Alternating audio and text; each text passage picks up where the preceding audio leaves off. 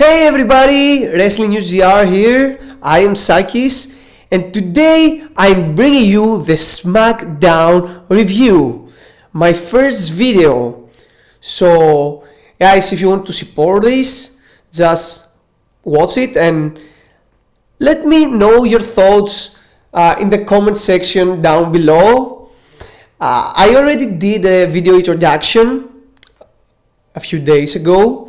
I have it in my channel if you want to check, and this is my first video of the content I will be doing basically every single time. So let's go down to the ring and let's begin. So let's begin. Roman Reigns opens the show. The head of the table, the Universal Champion, was of course along with Paul Heyman and Jey Uso. And Adam Pearce was already in the ring, and before Roman Reigns starts talking and speak, we heard this "You suck" chants from the fake audience. Then Reigns is looking at Adam Pearce and starts talking to him, and he asks him why he's standing at the corner of the ring and why he's afraid, and he suggests him to come closer. And then he says to him about Kevin Owens and how he's gonna destroy him, and put him to Legends contract, and referring to the contract that Adam Pearce, was holding at the time, and that Owens can be an ambassador for WWE after he retiring. After he talks about Edge and his return last week to Smackdown Live, then suddenly Adam Pearce takes the mic and he says to Roman Reigns, he responds to Roman Reigns basically that will defend his WWE Universal Championship in Elimination Chamber match. Then Paul Heyman takes the microphone and responds again to Adam Pearce with his fucking diabolic smile that Reigns has a contract that he's allowed to wrestle matches, only mega matches, okay, but not Elimination Chamber match. That's a term of the contract. So Adam Pearce says we're gonna have qualifying matches compared to Monday Night Raw that we just took 6 former WWE champions into Chamber. So now we have qualifying matches for the Chamber. So okay, Adam Pearce said 2 names without qualifying matches in the Chamber, and those 2 names are Jey Uso and Kevin Owens. Then Adam Pearce leaves the ring, so Reigns follows him outside and stares at him. That's how the opening segment was and closed basically. So after we came back from the commercial break, that's the interesting thing, we see Adam Pearce meeting Sonya Deville and saying to her, we have 2 hours to make the match done, and referring to Elimination Chamber match, and to find the contenders. So Sonya Deville had an idea about the tag team qualifying matches, So Corbin and Zayn take on a Dominik and Rey Mysterio team. So this match will be the first match of the evening for Smackdown today after the commercial break. So that match is next. The first match of the evening opens with Rey and Dominik in the ring, followed by Corbin And after we have Zayn entrance, who is talking about his stuff, his all this stuff he's doing lately. They stole his IC title, the Intercontinental Championship, from him, and that the management loves seeing Ray and Dominik to win this match and generally, but that's not gonna happen this time. Then Ray and Dominik attack Zayn, and the match is underway with Ray starting the match against Corbin. Nothing noticeable for this match. The victory goes to Sami Zayn and Corbin as we expected, and we now know the 4 of the 6 spots of the Elimination Chamber match. The match was short, 3-4 minutes, fast pace, and that's it. Backstage we have Sonya Deville and Adam, where they were looking the match, and Ziegler and Roode, I remember Ziegler and Roode come in and they ask about their spot in the chamber. And Sonya Deville then creates the qualifying match of Ziegler and Roode versus Bryan and Cesaro. A tag team match again for a spot for the Elimination Chamber. So after we see backstage Carmella's friend giving Sasha Banks a glass of wine. I don't know. Who knows what's inside in this wine, okay?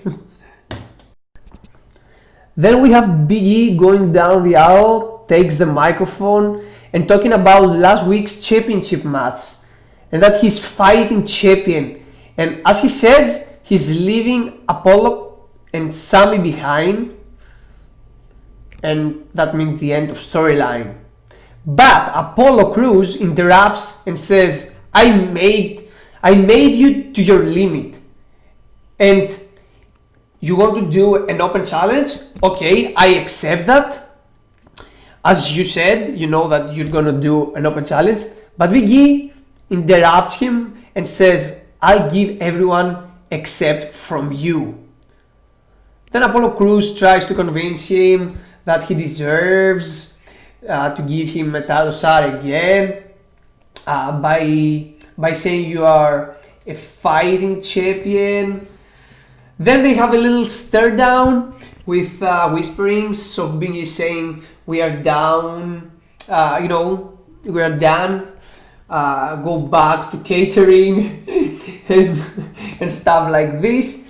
And then Shinsuke Nakamura's music hits and he appears and we have a match between them two. Next match is Nakamura versus Big E with Apollo Crews at ringside. I don't have anything to say about that. The victory goes to Big E after Apollo Crews interrupts the match by dropkick by Big E after 2 minutes of the start of the match. So the victory goes to Big E with disqualification, as I suppose. So we have to see more of Apollo Crews and Big E in the future. Maybe Nakamura is going to be involved and we're going to have a triple threat at Elimination Chamber probably, or Fastlane, I'm not sure, we'll see. Then we have the big return. Seth Rollins back on Smackdown with Smackdown superstars surrounding the ring. Maybe he said he wants to talk to them and starts talking about that it feels good to be back and it feels right to be back here. He adds a lot of things around here have changed, and one of them it's him talking about he's a father now, that changed him. It gave him a new perception that led him to a new vision. I don't know what's that new vision. I'm very interested in seeing that. He's talking the superstars. Then a new vision, talking about the superstars and the brand, the Smackdown brand, and how great it is. and how he could fit in there, and then says he's the great leader that will lead SmackDown to a greater level than it is right now, because leadership is not what you can do for me, but what I can do for you. And then all superstars leave the ring and go back, and he continues by saying it's all about embrace the vision. The only guys that stayed, maybe the only guy that stayed, was Cesaro, smiling on him, thinking he's on his side now, but eventually Cesaro leaves too. Then Rollins attacks him from behind without Cesaro seeing where it was coming, you know. Then we had refs and his tag team partner for tonight, Daniel Bryan, to stop Seth Rollins doing the stuff and the beat up. And that's how this segment closed, for now at least. So after the commercial break, we are back with the women's division match. Bayley versus Riott squads Liv Morgan. The match is indifferent, just to fill the show, you know. For some reason, Natalya and Tamina are watching the match on the screen, backstage. We see they don't have any plans for Bayley lately, and that's why they put her in random matches the last few days. At least it doesn't job to anybody. That's a good thing. So Liv Morgan did reach a few times to win, but after Billie Kay comes down again to help her friends, you know, Bayley takes the victory again, just like last week. And we are see backstage after that. Garuzzo interviews Cesaro and Bryan, and she asks him if he can compete after his beat up from Seth, and he says he's ready to catch the opportunity. So back to the ring again. Street Profits, the former tag team champions, take on Otis and the so-called Shorty G Jacob Cable. The match had been built based on Street Profits' catchphrase with the smoke. So the match wasn't too long, it was like 5 minutes, something like that. It is underway and starts with very good chain wrestling and moves. After Street Profit take control of the match, until Otis gets in, takes some momentum, but honestly, no one believed they're going to win. So after Otis' momentum was done, Profits take the victory with a fall from heaven, with frog splash and 1, 2, 3 bang. Street Profits take the win. Then we have some a spotlight with Street Profits and Sasha Banks dancing at the concrete. So Sasha Banks walking down to the ring, and I have to tell you, Sasha Banks become more and more cringe every day. I cannot watch her move or speak. I don't know, guys, I don't want to be mean, but I feel that way. Let me know your thoughts in the comments down below. So she starts cutting a promo talking about Bianca Belair and her decision. She says she feels her like she's like her big sister. Then Bianca Belair enters and says, I like you too, but you're not the boss of me. But you're right. Everybody speaks about my own decision. Then the Raw Tag Team Champions, Nia Jax and Shayna Baszler, appear on SmackDown. What the hell, man? Are they supposed to be Raw superstars or SmackDown superstars?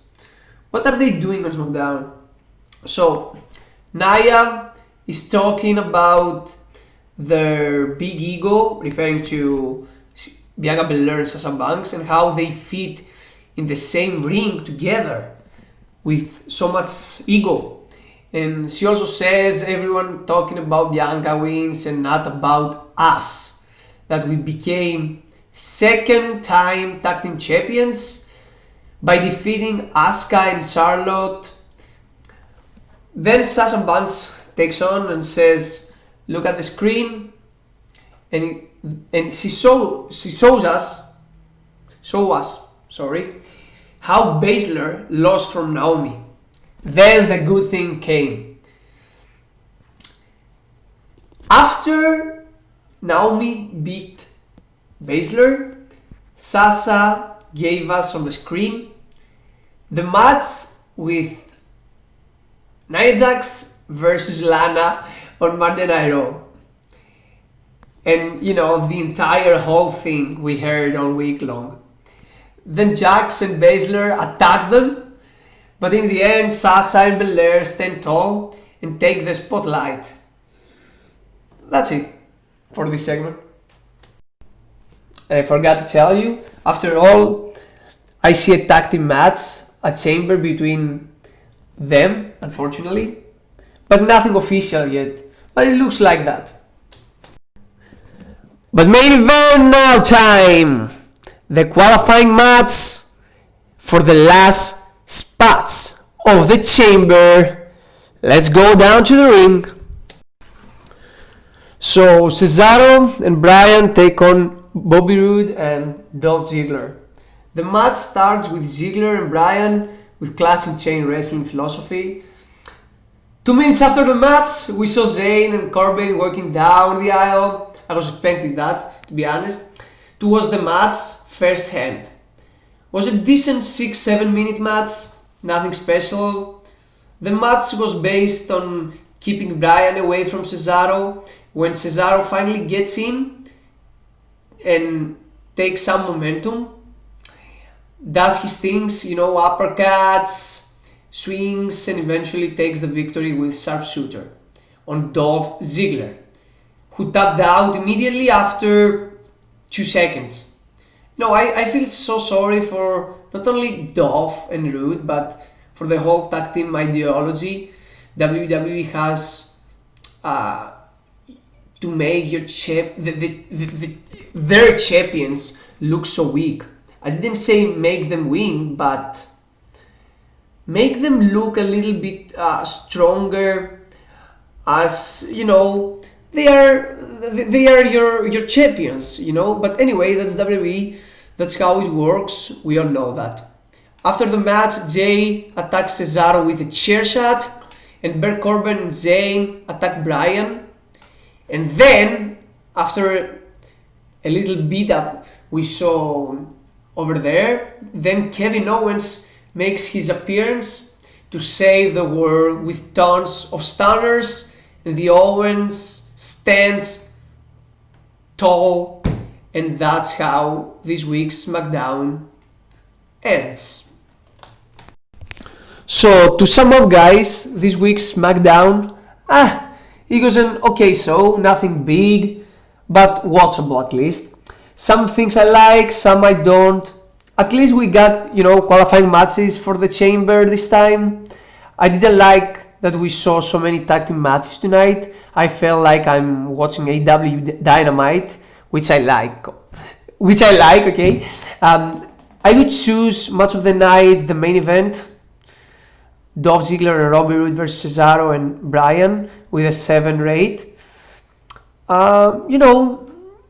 The whole show was decent. I would put a 7 also. So that's it, guys.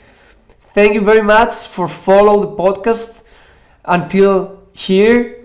I am Sakis. See you next time for the Monday Night Raw review, Tuesday or Wednesday. I'm out of here. Take care.